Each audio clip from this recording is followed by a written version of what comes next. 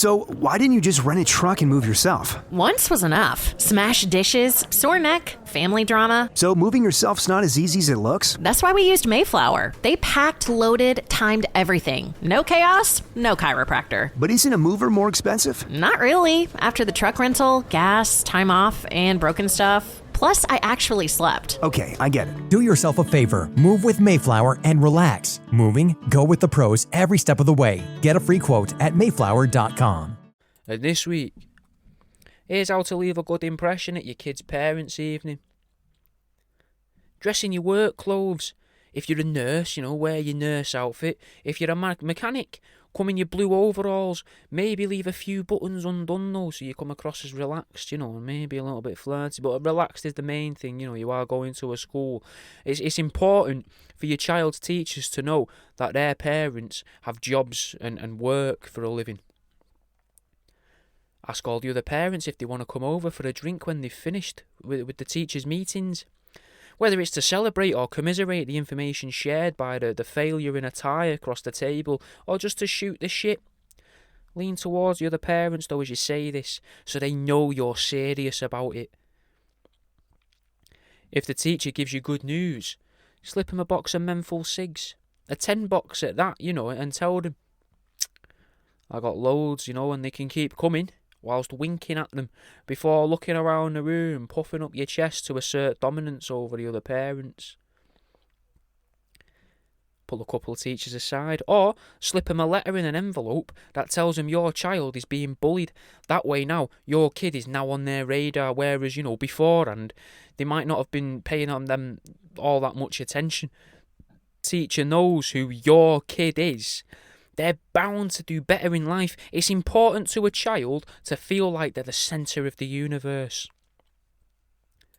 Rehearse a few anecdotes in the car out loud to yourself on the way to the school, and if any teacher tells you some less than favourable news or opinions about your child, or the marks that your kid's receiving and what you'd expect, then recite your anecdote after telling the teacher, it's not what you know, it's who you know. And be sure to really drive it home that Tigbiddy Dave is always going to look out for your son, because yous were like brothers when his mum was ill in the hospital. If you have a name that gets mispronounced, purposely mispronounce your name so that your child looks like an attention seeker. Then, when the teacher says, Oh, Gary says it's pronounced Smythe, say, I think I know how to pronounce my own name, sweetheart. He's just embarrassed because of the news that came out last year.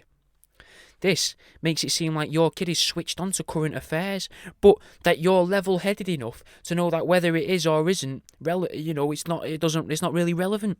This will make the teacher think that the kid has a very intelligent parent.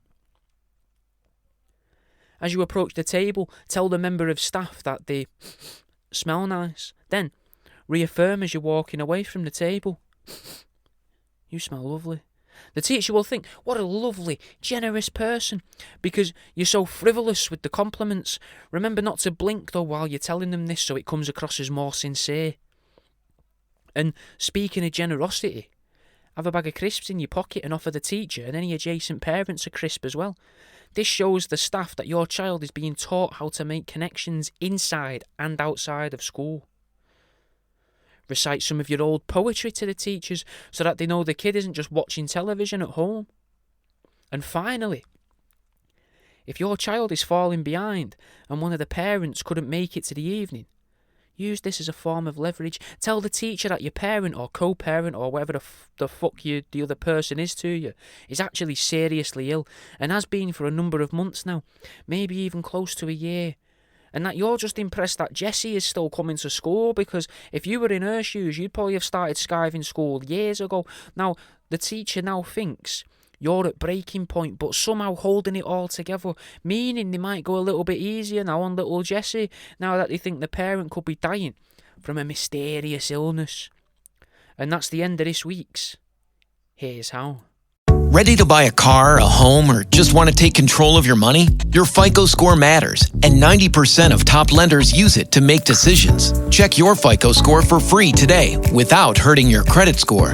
Visit myfico.com/free or download the MyFICO app today. MyFICO gives you the score lenders use most, plus credit reports and real-time alerts to help keep you on top of your credit. Visit myfico.com/free and take the mystery out of your FICO score.